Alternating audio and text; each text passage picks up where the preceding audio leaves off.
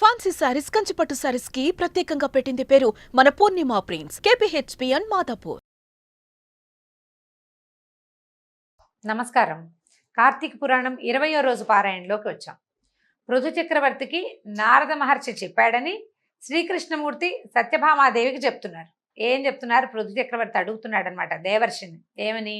తులసిని స్థాపించి ఆ మండపంలోనే ముందుగా విష్ణు పూజ చేయాలని సెలవిచ్చావు. పైగా తులసిని హరిప్రియ, విష్ణువల్లభ లాంటి పేర్లతోటి సంబోధించాలన్నావు. శ్రీవారికి అంతటి ప్రియకరమైన ఆ తులసి మహాత్మ్యాన్ని వినిపించమని అడిగాడు. తులసీదేవి చరిత్రని చెప్తారు. మనం తెలియకుండానే తులసి చెట్టు ఇంట్లో వాకిట్లో దొడ్లో పెట్టేసుకుంటామండి. తులసి ఆరోగ్యప్రదాయనని, రాత్రిపూట కూడా ఆక్సిజన్నే విడుదల చేస్తుందని మనకు తెలుసు. అయితే ఈ తులసి వృక్షం ఎట్లా విష్ణువుకి ఇంత ప్రీతికరమైంది అనేది ఈ కథలో తెలియజేస్తారు. ఏం చెప్తున్నారంటే, పూర్వం ఒకానొకసారి ఇంద్రుడు సమస్త దేవతా అప్సర సమేతుడై శివదర్శనార్థంగా కైలాసానికి వెళ్ళాడు. అందరితో కలిసి వెళ్ళాడనమాట. అప్పటికి శివుడు ఎలా ఉన్నాడంటే భేతాళ రూపిగా ఉన్నట్ట. ఆయన ఎక్కడ ఇది చేస్తున్నాడు, ఎక్కడో ఏదో సంహారం చేస్తున్నాడు. బహుశా ఆ సమయంలో, అంటే ఆ పర్టికులర్ వాళ్ళు వెళ్ళిన మినిట్లో జరిగిందనమాట.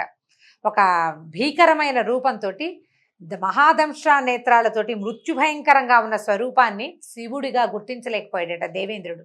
గుర్తించక ఈశ్వరుడు ఎక్కడున్నాడు, ఏం చేస్తున్నాడని ఆయన్నే ప్రశ్నించాడట ఇంద్రుడు. కానీ ఆయన సమాధానం చెప్పల, అసలు వింటలేదన్నమాట.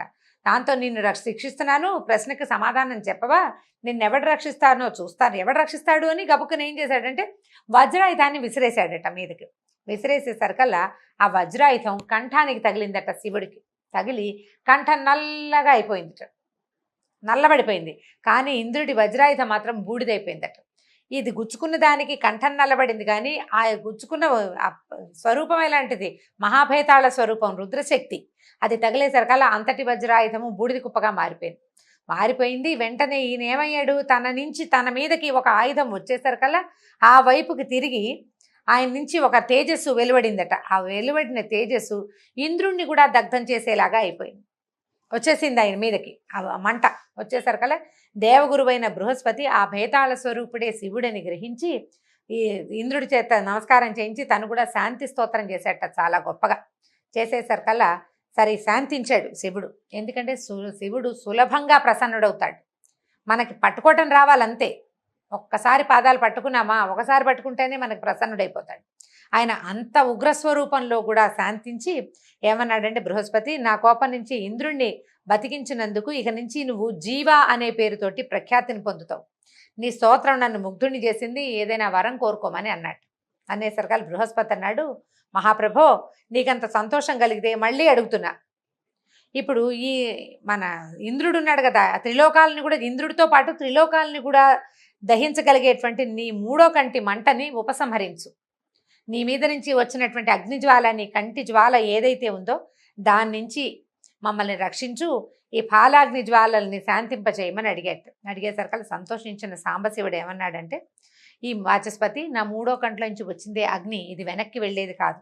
కాబట్టి నీ ప్రార్థన మన్నించి ఆ అగ్ని లోకదహనం చేయకుండా, అంటే ఇంద్రుణ్ణి ముల్లోకాలని దహనం చేయకుండా ఉండేందుకు సముద్రంలోకి చిమ్మేస్తున్నానని ఏం చేశాడట, ఈ మంట ఇలా జ్వాలగా వస్తున్న మంటని చిమ్మగొట్టాడు. ఎక్కడికి వెళ్ళిపోయింది అది? సముద్రంలోకి వెళ్ళిపోయిందట. అది సరిగ్గా ఎక్కడికి వెళ్ళిందంటే గంగ సాగర సంగమం జరుగుతున్న చోట్లో పడిందట. నదీ సాగర సంగమం అంటే స్త్రీ పురుష సంగమం అనే చెప్తారు. అక్కడ మధ్యలో పడేసరికల్లా అది ఒక బాలక రూపాన్ని దాల్చిందట.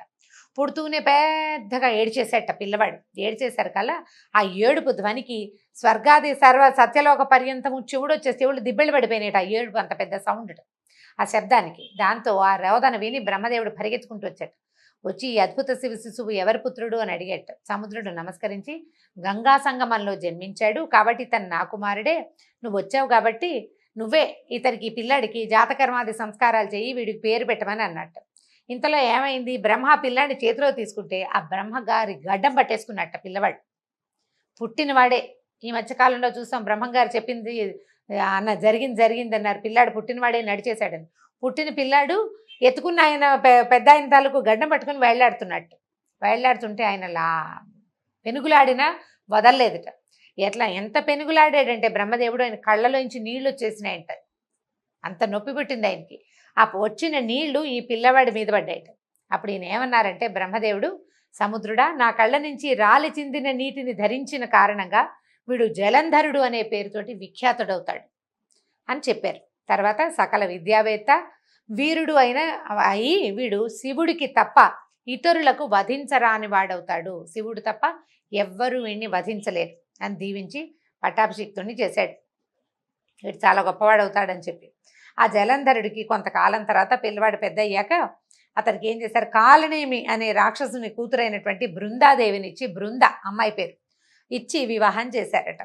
తర్వాత రూపవయోబల విలాసుడైన జలంధరుడు బృందని భార్యగా స్వీకరించి దానవాచార్యుడు అంటే దానవుల గురువైనటువంటి శుక్రుడి సహాయంతో సముద్రం నుంచి భూమిని ఆక్రమించి స్వర్గంలాగా పరిపాలించడం మొదలుపెట్టాడు. బాగుంది. అయితే నారదుడు ఏం చెప్తున్నాడంటే, ఈ పూర్వం దైవోపహతమై పాతాళాది లోకాల్లో దాగిన దానవ జలం అంతా జనాలంతా ఇప్పుడు జలంధరుని ఆశ్రయించి నిర్భయంగా సంచరించడం మొదలుపెట్టింది. సముద్రం నుంచి భూమిని ఒకడు పరిపాలిస్తుంటే అంతకుముందు పారిపోయి దేవతల భయంతో భూలోకంలో కూడా లేకుండా పాతాళంలో దాక్కున్నారు దానవులు. వాళ్ళు కొంతమంది ధనువు యొక్క సంతానం, వాళ్ళందరూ వీడు మనలాంటి వాడేనని చెప్పి, పైగా కాలనేమి యొక్క కూతుర్ని పెళ్లి చేసుకున్నాడు కదా రాక్షసుని యొక్క అల్లుడు. దాంతో ఈయన గొప్పతనంతో ఈయన ఛత్రఛాయ కింద వాళ్ళందరూ హాయిగా వాళ్ళ ఇష్టారాజ్యంగా ఉండటం మొదలుపెట్టారు. అయితే ఏమైందంటే ఒకసారి శిరోవిహీనుడైన రాహువును చూసి వీడికి తల లేదేమిటి అని జలంధరుడు ప్రశ్నించాట. రాహువుకి శిరస్సు ఉండదు, మొండమే ఉంటుంది.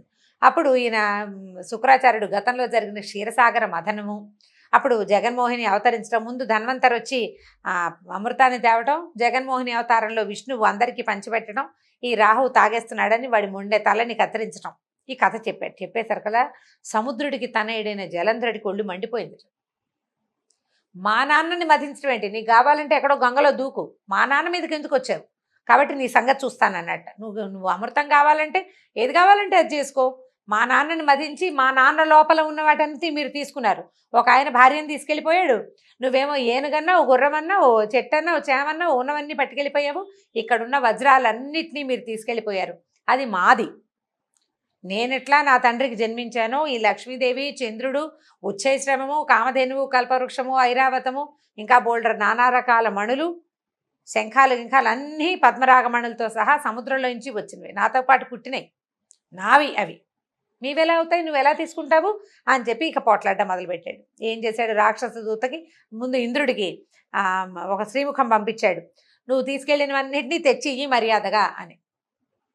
ఇది బాగుంది కదా, మీరు పట్టుకెళ్ళింది ఇచ్చేయండి అంటున్నాడు. వీళ్ళు అప్పుడెప్పుడో తీసుకున్నారు, ఆ తర్వాత ఈయన పుట్టాడు, అంతకుముందు మా నాన్న దగ్గర పుట్టినవన్నీ కూడా నాకే కావాలని ఈయన గోలన్నమాట.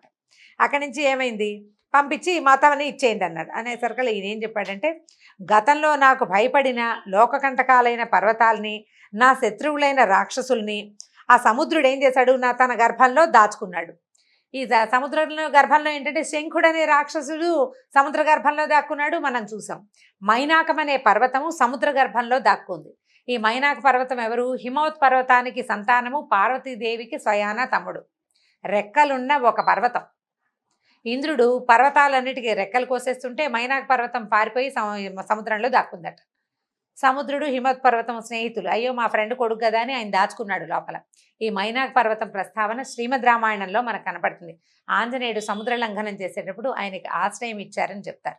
ఇట్లా బోల్డంతమందికి ఆశ్రయం ఇచ్చాడు సముద్రుడు, అందుకని సముద్ర మథనం చేశాం. ఆయన ఎన్ని పనిలో చేశాడు కాబట్టి ఇప్పుడు మీ రాజులాగానే గతంలో శంఖుడనే సముద్రనందనుడు కూడా అహంకారంగా ప్రవర్తించి నా తమ్ముడైన ఉపేంద్రుడితోటి వధింపబడ్డాడు. కాబట్టి సముద్ర మథన కారణాన్ని, దైవతగణ తిరస్కృతికి లభించబోయే ఫలితాన్ని కూడా మీ నాయకుడికి చెప్పుకో, ఎందుకు మేము సముద్రాన్ని మధించాం ఆ మాట చెప్పు మొదట. ఇప్పుడు మా మీద కనుక పోట్లాడితే ఏం జరుగుతుందో, మీ వాడికి ఇంతకుముందు ఏం జరిగిందో నీకు కూడా అదే జరుగుతుందని తెలుసుకోమని దూతకి మాటలు చెప్పి పంపించేసరికి ఈ ఘస్మరుడట, వాడి పేరు ఘస్మరుడు. ఈ ఘస్మరుడు జలంధరుడి దగ్గరికి వెళ్ళి ఇంద్రుడు చెప్పిన మాటలన్నీ చెప్పేసరికి జలంధరుడి కొళ్ళు మండిపోయింది. తక్షణమే స్వర్గం మీద సమరం ప్రకటించట. శుంభ నిశుంభాది సైన్యాధిపతులతో దేవతలపై దండెత్తాడు. వీళ్ళు బహుశా అమ్మవారి చేతిలో చనిపోయిన వాళ్ళు అయి ఉండరండి, వీళ్ళు ఇంకో 2 పేర్లు ఉండుంటాయి. ఉభయ సైన్యాల వారు ముసల, పరిఖ, బాణ, గదాది ఆయుధాలతో పరస్పరం ప్రహరించుకున్నారు. ఈ పేర్లు చూడండి ఎంత బాగున్నాయో, ముసలము, పరిఖ, బాణము, గద, మొత్తం రకరకాల ఆయుధాలతోటి కొట్టుకున్నారు. రథ, గజ, తురగాధిక శవాలతోనూ రక్త ప్రవాహాలతోటి రణరంగం నిండిపోయిందట. వీళ్ళు వాళ్ళు కొట్టుకుంటే ఏముందండి, ఇద్దరు కొట్టుకుంటేనే రక్తం వస్తుంది, వేల మంది కొట్టుకుంటే ఏముంది, ఇక నెత్తురు తప్పలేదన్నమాట. రాక్షస గురువైన శుక్రుడు ఏం చేస్తున్నాడట, మరణించిన రాక్షసులందరినీ మృత సంజీవని విద్యతోటి బతికిచ్చేస్తున్నాడు. వాళ్ళు చచ్చిపోగానే ఆ విద్య మంత్రం చదివేసి మంత్రజలం చల్లుతాడు, వాళ్ళు లేచి కూర్చుంటారు. అక్కడి నుంచి వీళ్ళేం చేస్తున్నారు, దేవగురువైన బృహస్పతి అచేతనంగా అయిపోయినటువంటి దేవగణాల్ని ద్రోణగిరి మీద ఉన్నటువంటి దివ్య ఔషధాలతోటి చైతన్యవంతం చేయసాగాడు. దానవులకి మరణం ఉంది, దేవతలకి మరణం లేదు, కానీ దెబ్బలు తగిలితే స్పృహ తప్పిపోతుంది, ఓపిక లేకుండా అయిపోతారు. వీళ్ళు చనిపోవటం లేదు, పడిపోతున్నారు, చేతనత్వం కోల్పోతున్నారు, బతికే ఉంటారు, ఓపిక ఉండదన్నమాట. వీళ్ళకి ఏం చేస్తున్నాడు, ద్రోణగిరి మీద ఉన్నటువంటి దివ్యమైన ఔషధాలతోటి చైతన్యవంతం చేస్తున్నాడట. ఇది గ్రహించిన శుక్రుడు జలంధరుడికి చెప్పాడట. చెప్పేసరికల్లా వెంటనే ఇతను ఏం చేశాడు, ద్రోణగిరిని సముద్రంలో ఎత్తి సముద్రంలో పడేసేసాడు. సముద్రంలో పడేస్తే ఇంకేముంది, వాళ్ళదే అయిపోతుంది, వాళ్ళ సొంత సామ్రాజ్యం కదా అది. అక్కడి నుంచి ఎప్పుడైతే ద్రోణ పర్వతం అదృశ్యమైపోయిందో అప్పుడు బృహస్పతి దేవతలను చూసి, దేవతలారా, ఈ జలంధరుడు ఈశ్వరాంశ సంభూతుడు, ఎందుకంటే ఈశ్వరుని యొక్క కంటి మంటే గంగాగర్భంలో పడి ఇట్లా పిల్లవాడిగా రూపొందింపబడ్డాడు. కాబట్టి ప్రస్తుతం మనం ఏమీ చేయలేం, వీడిని జయించలేం, ఎవరిదాన్ని వాళ్ళని పారిపోండి అని చెప్పాడు. మరి ఏం చేస్తారు, ఇంకో దారి లేదు, అందరూ తిరుగుటపాలో వెళ్ళిపోయారనమాట. వెంటనే భయాత్తులైన దేవతలందరూ కూడా యుద్ధరంగం నుంచి పారిపోయి మేరు పర్వత అంతరాళాలని ఆశ్రయించారు, లోపలికి వెళ్ళిపోయారనమాట. అంతటితో విజయాన్ని పొందిన జలంధరుడు ఇంద్ర పదవితో తాను పట్టాభిషిక్తుడయ్యి శుంభ నిశుంభాదులను తన ప్రతినిధులుగా నిర్ణయించి పారిపోయిన దేవతల్ని బందీలను చేయడం కోసం కొంత సైన్యంతో మేరు పర్వతాన్ని సమీపించాట. అంటే కొంతమందిని అక్కడ ఉంచాడు, ఇంకొంతమందితోటి ఈ పారిపోయిన వాళ్ళు ఎక్కడున్నారో వాళ్ళని వెంటాడుతూ మేరు పర్వత సమీపానికి వచ్చేసాడు. దీంతో 20వ అధ్యాయం పరిసమాప్తం. నమస్కారం.